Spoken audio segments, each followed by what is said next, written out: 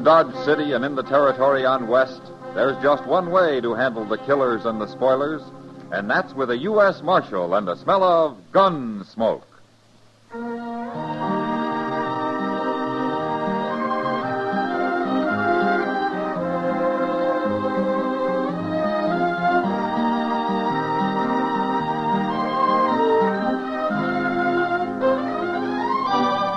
Gunsmoke, starring William Conrad. The story of the violence that moved west with young America. The story of a man who moved with it. Matt Dillon, United States Marshal.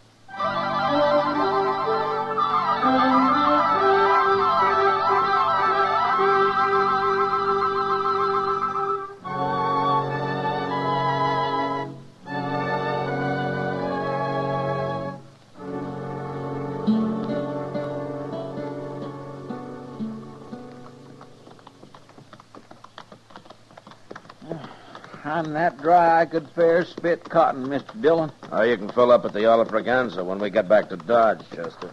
Yes, sir. But right now, I'd settle for a drink of water. You can't be that thirsty. I'm about to stampede. You think there might be a spring in that clump of elder up ahead? Yeah, there might. I swear next time I'm going to carry a water bag. And keep it wrapped in your pillow, I suppose, huh? You know, Chester, town life has made you mighty soft. That's far enough for... He's got a rifle, Mr. Dillon. Yeah.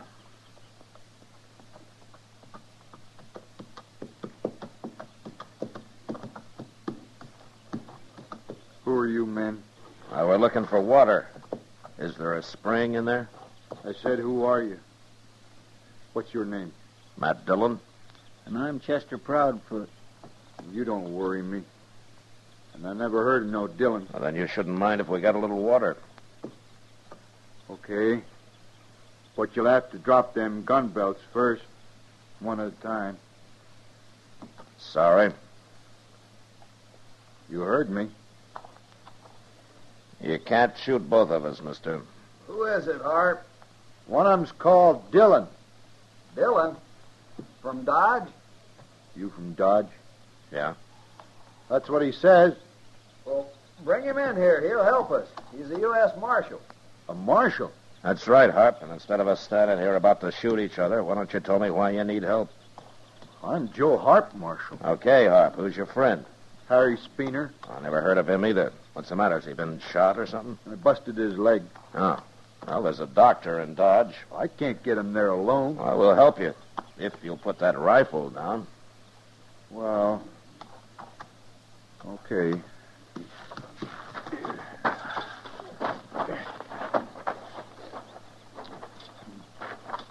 I found him lying out there on the prairie this morning.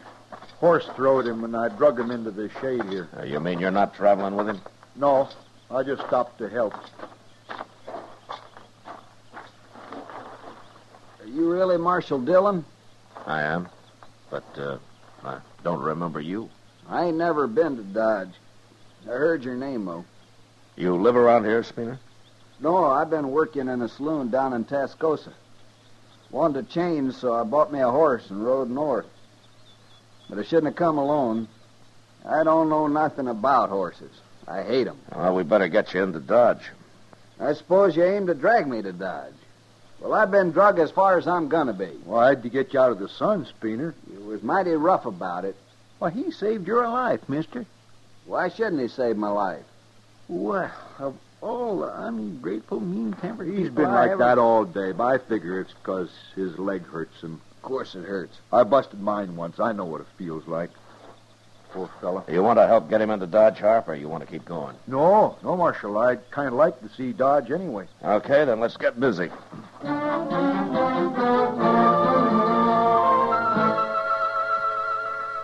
Luckily, Speener had broken only one bone in his leg, and after we rigged up a splint for it, we managed to get him mounted. It was night before we reached Dodge, but by the time he got there, he was too weak to complain. Anyway, I was more interested in Joe Harp, but all I could find out was that he was a cowboy, drifting aimlessly through the country like so many of his kind. He said he had a little money from his last job, and that's why he'd been so wary of strangers. And he seemed honest enough. As 6 weeks later, he was still in Dodge, gambling some, and making friends with most everybody in town. Doc and I were talking about him one day in the office. Do you know what he did, Matt, about 3 or 4 weeks ago? What, Doc? Why, he came and offered to pay Speener's bill. He said the poor fellow wouldn't be able to work for some time. As long as he'd saved him, he felt he ought to help take care of him. Oh, did you take his money? I did not. Speener can pay me himself. And he'd better get to work soon, too, because he's already walking around without a cane. I take it you don't like Speener much, Doc. Oh, right. Do you? Well, nobody does that I know of. I don't believe he's even thanked Joe Hart for saving his life, man. Oh, well, mister. Santa Fe just come in with the mail, Mr. Dillon. Hello, Doc. Hello, Chester. Oh, see, that brown envelope looks official. It is. You want to open it now, Mr. Dillon? Yeah, I bet it might have my paycheck in it. Here you are. Thanks.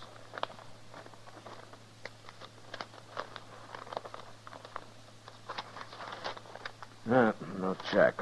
Just some new wanted circulars. What is it?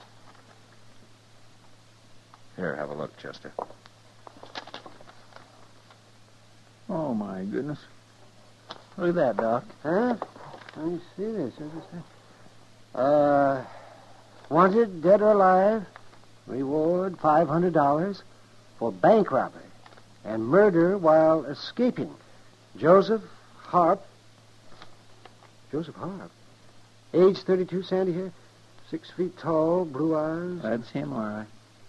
Signed by the sheriff, city of Denver, Colorado Territory. You gonna arrest him, Matt? Can't you pretend you didn't get it or something, Mr. Dillon? You can stay here if you like, Chester. Oh, no, sir. I didn't mean that. All right, then you take the Alafraganza, the Longhorn, and the Oasis. I'll look in this boarding house at the edge of town, then I'll come back to the Texas Trail. Meet me there, if you see him first. Yes, sir. All right, get moving.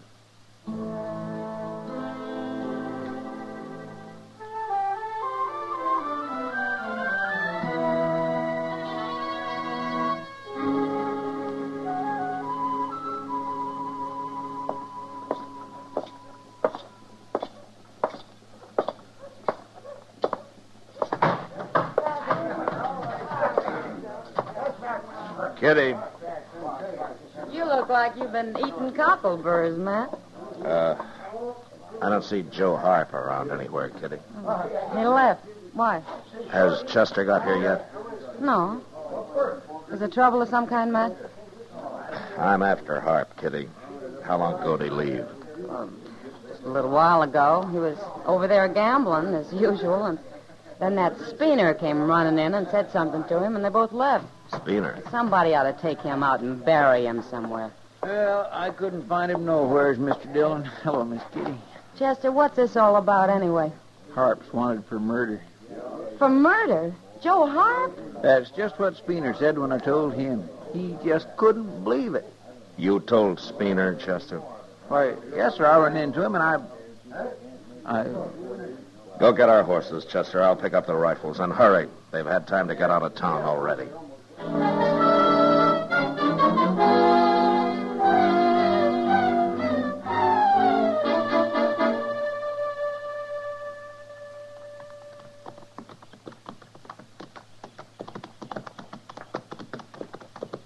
Mr. Dillon. What? I guess I just wasn't thinking when I told Speener about Joe Harp. I didn't know he was going to run off and warn him. Next time I'll send you out with a potato rammed in your mouth. Yes, sir. Oh, I feel so bad. I wish you would. Oh, forget it, Chester. At least it shows Speener isn't as bad as we all thought. I guess he was just waiting for a chance to do Harp a real good turn. Well, he sure did it. Hold it up a minute. Huh? Ho. Look.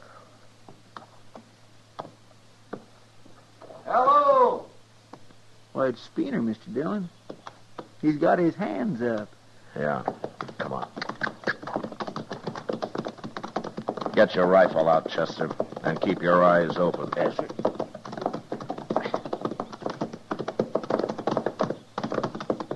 Don't shoot, Marshal. I ain't done nothing. Where's Harp? He's in that drawer behind me. Any tricks and you'll die, Spooner. I ain't no outlaw. And Harp ain't gonna pull no tricks neither. You just follow me, Marshal.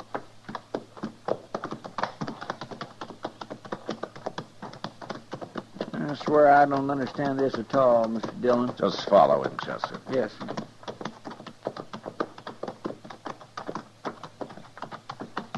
There's his horse. Yeah. And there he is. Well, he's been hurt. He sure has. Oh. Well, there's your man, Marshal. Did you do this, Spooner? I tried to talk him into giving himself up, but he wouldn't listen. And then he tried to draw on me. Spooner, I can tell from here the way he's lying that you shot him in the back. What difference it make? He's an outlaw, ain't he? Yeah.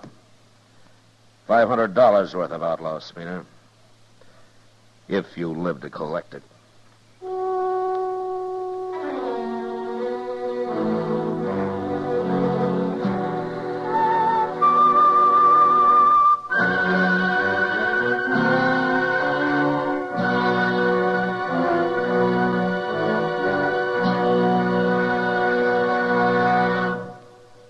We will return for the second act of Gunsmoke in just a moment. But first, the Red Cross campaign for this year is nearing an end.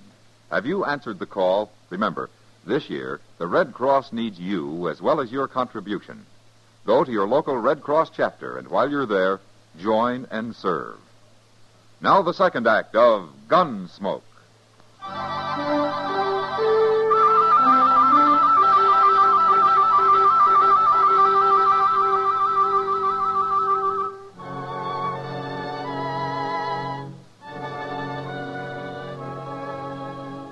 We buried Joe Harp on the prairie where he'd been killed, and then rode back to Dodge.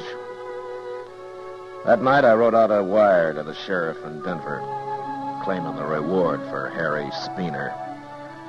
Then I showed it to Spooner and told him to keep it quiet, and also to stay out of my sight.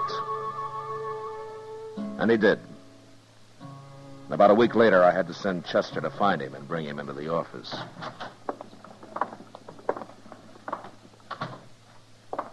Here he is, Mr. Dillon. Come over here, Spooner. I've been waiting like you said, Marshal. I ain't talked to nobody. I had a wire from Denver this afternoon, Spooner. Everything's all right. The money will be here in another week or so. Oh. I thought it'd come now. There it is. But I thought you said it wasn't here yet. I'm paying you out of government funds. Oh. Well, that's fine. Yeah, I didn't think you'd mind very much how you got the money. Now, Marshal, I only done my Count duty. it, Spooner. Oh, that's all right. I'm sure it's all here, Marshal. Count it, I said. Yes, sir.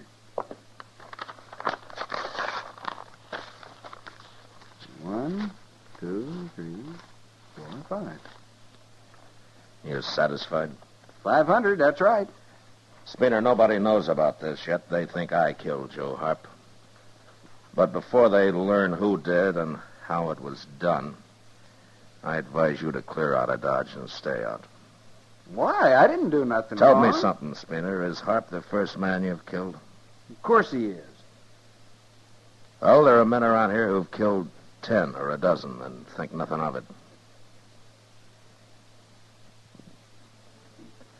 But I won't guarantee how they're going to take to your having killed one man. They can't do nothing about it. It was plumb legal.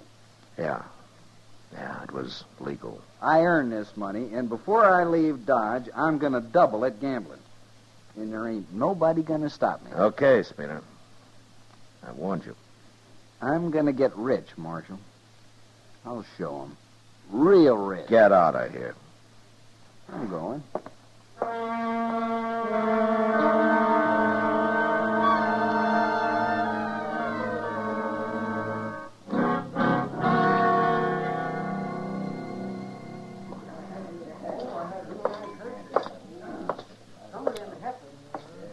down, Matt.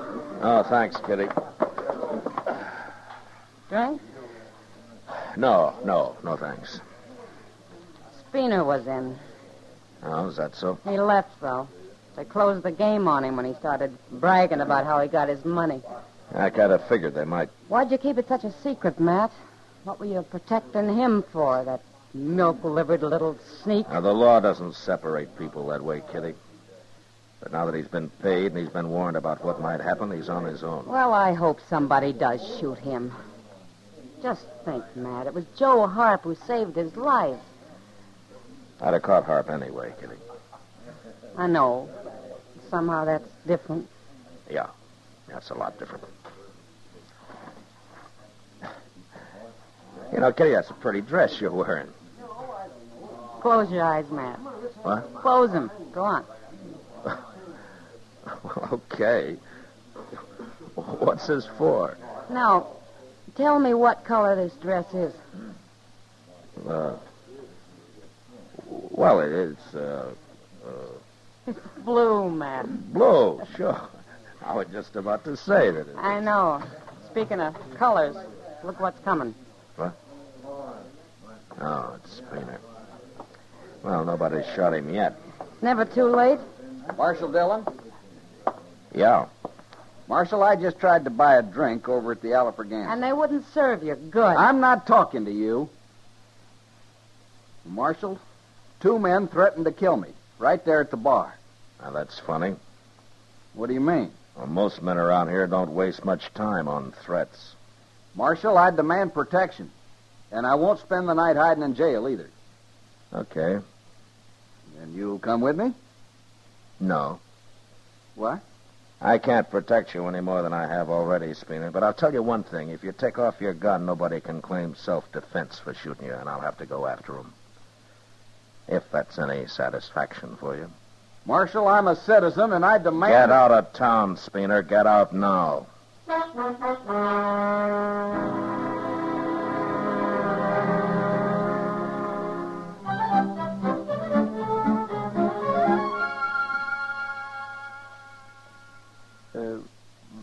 Mr. Dillon, Yeah. could you lend me $1? I went broke last night. Gambling, huh? Yes, sir. All right. Here you are, Chester. Thank you. Hey, wait a minute. You told me you swore off gambling a week ago. You even took an oath. I did. I sure did. Well, then how come you went broke gambling last night? No, sir. I said I went broke, and you said gambling, and I said yes, sir, but I didn't say I was gambling. Chester, keep the dollar. Just go spend it somewhere. Yes, sir, but you don't understand. You see, I've got it all figured out. I swore off gambling, all right, so what I do now is to hire a fella, and I give him the money, then he goes and sits in a game for me, you see. Dillon. Oh, hello, Clay. Marshal, what horse come back? What horse? The one Spooner bought off me when he left town. Well, Spooner's been gone 5 days, Clay. I know. But my horse come back, Marshal. Alone. Saddled? Yes, sir. But it ain't my saddle. It's Spooner's. That means somebody must have caught up with him, Mr. Dillon. All right, we'll start looking for him. I can tell you where to look, Marshal. What? That horse has got red mud all over his legs. And there's only one place I know where he'd get into red mud around here. Now, that watering hole, Grande Springs, huh? That's right, Marshal. Say, do I get to keep the horse now? I don't know, Clay. I'll tell you when I get back.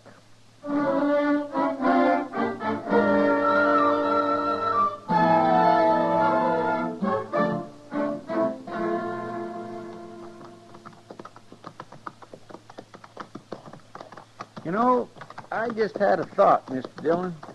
What, Chester? Well, Granby Springs is only 30 miles. Spooner must have made it easy the first morning he left. So? So, if he was killed there, how come nobody ain't found him and reported it yet? I don't know, Chester. There it is, right over there. We'll soon find out. Yes.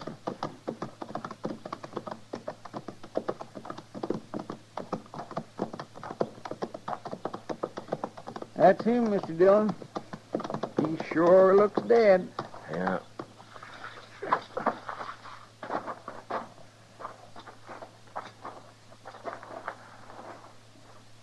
see no bullet hole. No.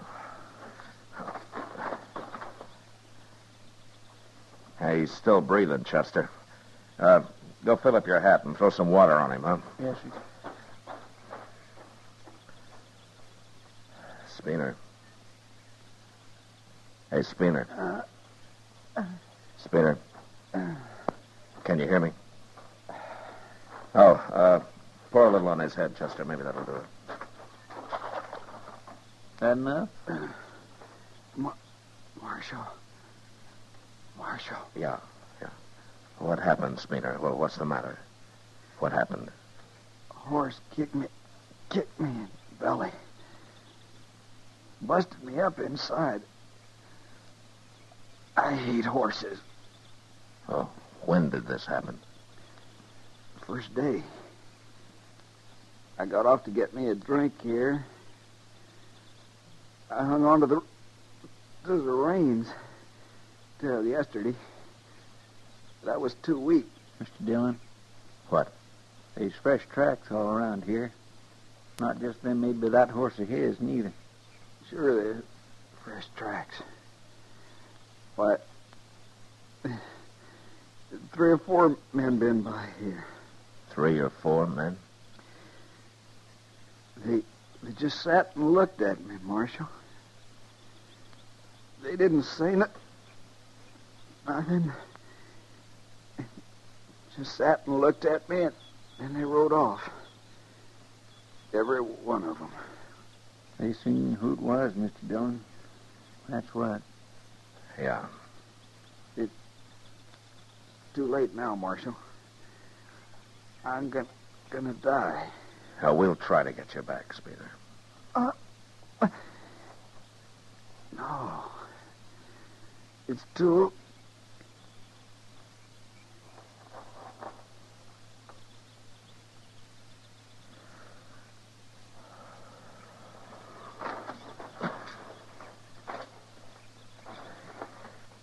He's dead, Chester.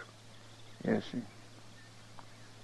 He wasn't as lucky as when he busted his leg, was he? But you'd think one of them riders might have helped him. You know, except for us, I guess there isn't a man in the country who'd have helped him this time, Chester.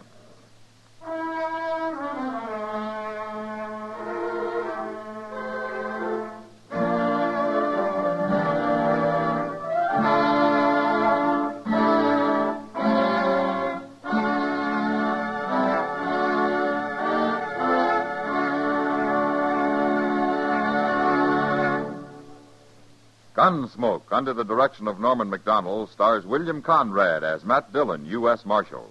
Tonight's story was specially written for Gunsmoke by John Meston, with music composed and conducted by Rex Corey. Featured in the cast were Harry Bartell, James Nusser, and John Dehner. Parley Baer as Chester, Howard McNear as Doc, and Georgia Ellis as Kitty. Gunsmoke has been selected by the Armed Forces Radio Service to be heard by our troops overseas. Join us again next week as Matt Dillon, U.S. Marshal, fights to bring law and order out of the wild violence of the West in Gunsmoke.